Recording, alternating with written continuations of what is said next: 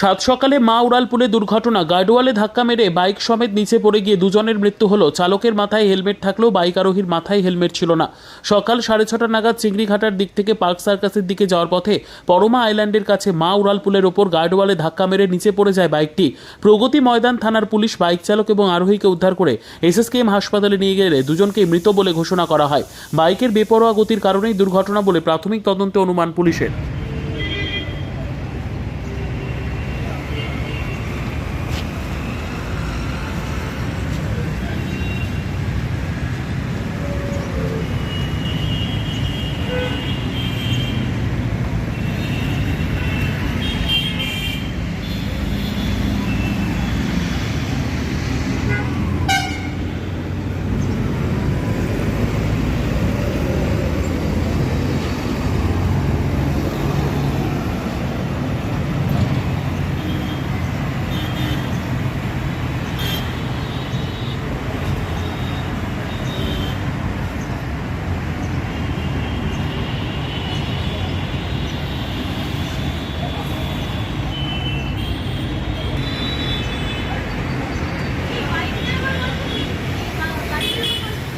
এই তো গাড়ি।